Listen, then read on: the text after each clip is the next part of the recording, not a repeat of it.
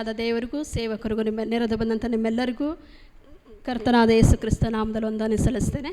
ಎಷ್ಟು ಜನ ಸಂತೋಷವಾಗಿದ್ದೀರಾ? ದೇವರ ವಾಕ್ಯವನ್ನು ಕೇಳುವುದಕ್ಕೋಸ್ಕರ ಎಷ್ಟು ಜನ ಆಸಕ್ತಿ ಉಳ್ಳವರಾಗಿದ್ದೀರಾ? Praise God. ನಾವೆಲ್ಲರೂ ಒಂದು ಸಲ ಕರಗಳನ್ನು ತಟ್ಟಿ ದೇವರ ನಾಮವನ್ನು ಮಹಿಮೆ ಪಡಿಸಿ. Thank you Jesus. Hallelujah, hallelujah. ನಾವು 3 ದಿನಗಳಿಂದ ಶಿಲುಬೆಯ 6 ಮಾತುಗಳನ್ನು ಕೇಳಿದ್ದೇವೆ. ಈ ದಿನ 7ನೇ ಮಾತು. ಅದಕ್ಕಿಂತ ಮುಂಚಿತವಾಗಿ ನಾನೊಂದು ಚಿಕ್ಕದಾಗಿ ಒಂದು ಕತೆ ಹೇಳ್ತೀನಿ. ಆ ಕತೆ ಹೇಳಿ ನನ್ನ ಸಂದೇಶ ಪ್ರಾರಂಭ ಮಾಡೋಣ ಎಂಬುದಾಗಿ. ಒಂದು ತಾತ ಮತ್ತು ಮೊಮ್ಮಗ ಇಬ್ಬರು ಇರ್ತಾರೆ. ತಾತ ಏನು ಮಾಡ್ತಾರೆ, ಫ್ರೀ ಸಿಕ್ಕಾಗೆಲ್ಲ ಪ್ರತಿದಿನ ಬೈಬಲ್ ಓದ್ತಾ ಇರ್ತಾರೆ. ಬೈಬಲ್ ಓದುವಾಗ ಮೊಮ್ಮಗ ಬಂದು ಹೇಳ್ತಾನೆ, ತಾತ ನೀನು ಯಾಕೆ ನೀನು ಓದಿದ್ದು ಮನಸ್ಸಲ್ಲೇ ಇಟ್ಕೊಳ್ಳಲ್ಲ, ಹೃದಯದಲ್ಲೇ ಇಟ್ಕೊಳ್ಳಲ್ಲ, ಯಾಕೆ ನೀನು ಬೈಬಲ್ ಓದ್ತಾ ಇದೆಯಾ, ಸುಮ್ಮನೆ ವೇಸ್ಟ್ ಅಲ್ಲ ಎಂಬುದಾಗಿ ಹೇಳ್ತಾರೆ. ಅದಕ್ಕೆ ತಾತ ಯೋಚನೆ ಮಾಡ್ತಾರೆ ಯಾವ ರೀತಿಯಾಗಿ ಆನ್ಸರ್ ಕೊಡಬೇಕು ಅಂತ. ತಾತ ಏನು ಮಾಡ್ತಾರೆ, ಮೊಮ್ಮಗನಿಗೆ ಕರೆದು ಒಂದು ಬಾಟಲ್ ಇರುತ್ತೆ ಟೇಬಲ್ ಮೇಲೆ. ಆ ಬಾಟ್ಲು ಫುಲ್ ಗಲೀಜಾಗಿರುತ್ತೆ ಮತ್ತು ಒಂದು ಹೋಲಾಗಿರುತ್ತೆ, ತೂತ ಆಗಿರುತ್ತೆ. ಅದನ್ನು ತೊಗೊಂಡೋಗಿ ಹೇಳ್ತಾರೆ, ತಾತ ನೀನು ಇದನ್ನು ತೊಗೊಂಡೋಗಿ ಇದರಲ್ಲಿ ನೀರು ತುಂಬಿಸ್ಕೊಂಡು ಬಾ ಅಂತ. ಆಯಿತು ಅಂದ್ಬಿಟ್ಟು ಅವನು ಹೇಳ್ತಾನೆ, ಆಯಿತು ತೊಗೊಂಡೋಗ್ತೀನಿ ಅಂದ್ಬಿಟ್ಟು ತೊಗೊಂಡೋಗಿ ಅದರಲ್ಲಿ ನೀರು ತುಂಬ್ತಾನೇ ಇರ್ತಾನೆ. ಬಟ್ ಅದು ತುಂಬ್ತಾ ಇರಲ್ಲ. ಅದು ನೀರು ಕೆಳಗೆ ಹೋಲಾಗಿರೋದ್ರಿಂದ ಅದು ನೀರು ಲೀಕ್ ಆಗ್ತಾನೇ ಇರುತ್ತೆ. ನೀರು ಅದು ಫುಲ್ ಆಗ್ತಾನೇ ಇಲ್ಲ. ಅವನು ತುಂಬ್ತಾನೇ ಇದ್ದಾನೆ, ಆದರೂ ಅದು ತುಂಬ್ತಾ ಇಲ್ಲ. ಆತ ಬಂದು ಹೇಳ್ತಾನೆ ತಾತನಿಗೆ, ತಾತ ಇದು ತೂತ ಆಗಿದೆ, ಹೋಲಾಗಿದೆ, ನಾನು ಎಷ್ಟು ನೀರು ತುಂಬಿದ್ರು ಇದು ತುಂಬ್ತಾ ಇಲ್ಲ ಎಂಬುದಾಗಿ ಹೇಳ್ತಾನೆ. ಆವಾಗ ತಾತ ಹೇಳ್ತಾರೆ, ಈ ಬಾಟ್ಲು ಮೊದಲು ಹೆಂಗಿತ್ತು, ಇವಾಗ ಹೇಗಿದೆ ನೀನು ಹೇಳು ಅಂತ.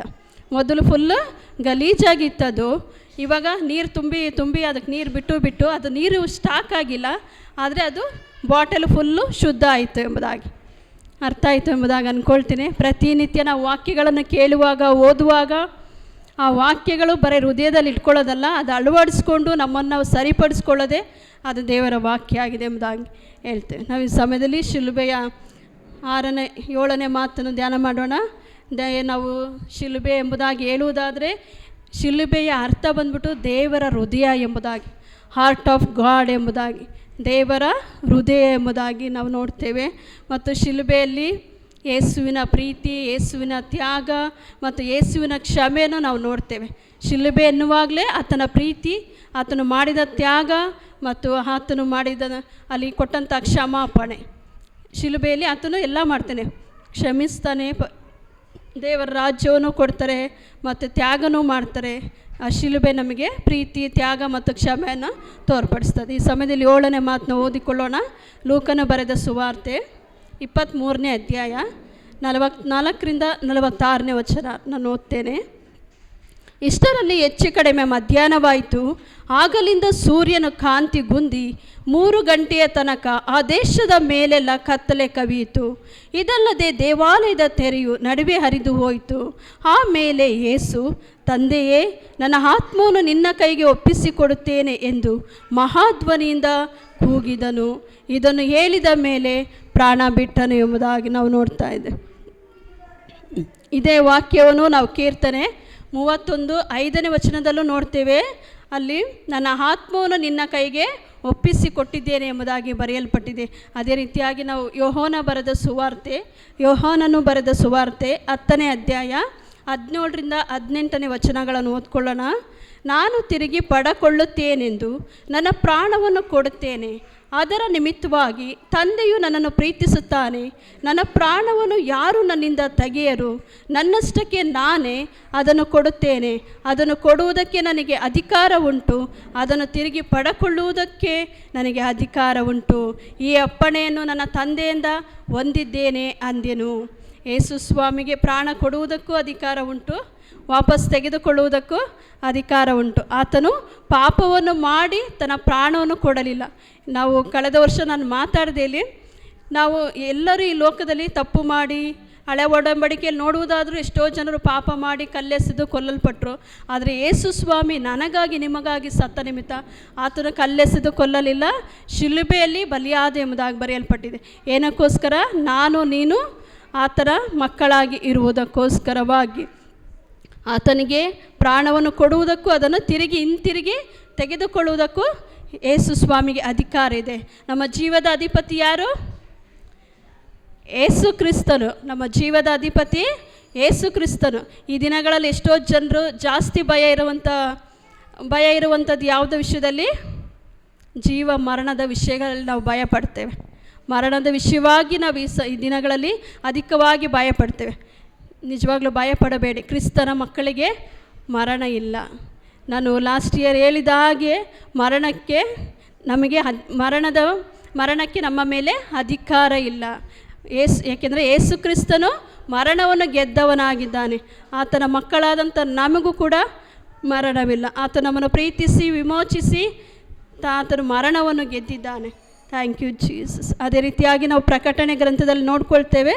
ಪ್ರಕಟಣೆ 1:16-18 ಆತನು ಸದಾ ಜೀವಿಸುವವನೆಂಬುದಾಗಿ ಬರೆಯಲ್ಪಟ್ಟಿದೆ.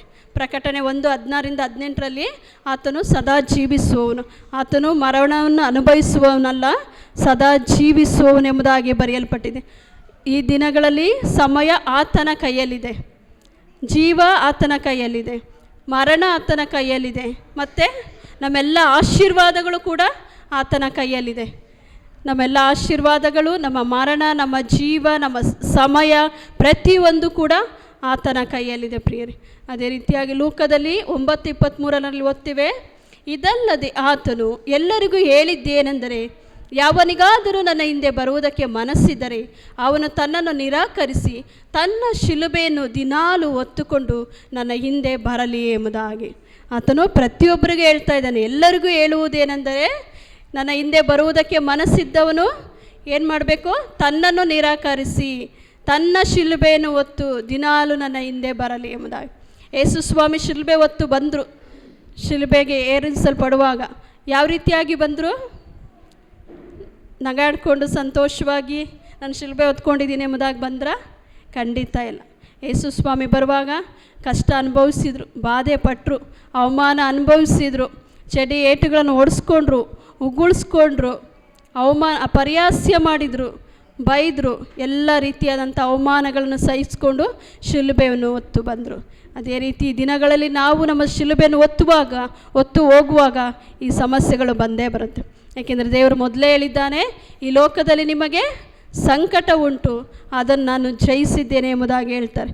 ಆದರೆ ಏನೇ ಸಮಸ್ಯೆಗಳು, ಹೋರಾಟಗಳು ಬರುವುದಾದರೂ, ಕಣ್ಣೀರುಗಳು, ಕಷ್ಟಗಳು ಬರುವುದಾದರೂ, ಬಾಧೆಗಳು ಬರುವುದಾದರೂ, ಅನಾರೋಗ್ಯಗಳು ಬರುವುದಾದರೂ, ಅವಮಾನಗಳು ಬರುವುದಾದರೂ, ಅಪಹಾಸ್ಯಗಳು ಬರುವುದಾದರೂ ಆದರೆ ನಾವು ಭಯಪಡೋದು ಬೇಡ. ಯೇಸು ಕ್ರಿಸ್ತನು ನಮ್ಮ ಜೊತೆಯಲ್ಲಿದ್ದಾನೆ. ಆದರೆ ಅದೆಲ್ಲವನ್ನು ಆತನು ಶಿಲುಬೆಯಲ್ಲಿ ನಮಗಾಗಿ ಜಯಿಸಿದ್ದಾನೆ.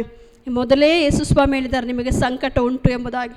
ಆದರೆ ಎಲ್ಲ ಸಂಕಟವನ್ನು ಹೊತ್ತು ಯೇಸುವನ್ನು ಹಿಂಬಾಲಿಸುವಾಗ ನಿಜವಾಗ್ಲೂ ದೇವರು ನಮ್ಮನ್ನು ನಡೆಸುವಾತನಾಗಿದ್ದಾನೆ. ಕೊನೆಯದಾಗಿ ನಾವು ನೋಡೋದಾದರೆ, ಪರಲೋಕಕ್ಕೆ ನಾವು ಹೋಗಲು ನಮ್ಮನ್ನು ತಡೆಯುವುದಕ್ಕೆ ಯಾವ ಶಕ್ತಿ ಇಲ್ಲ. Hallelujah, hallelujah.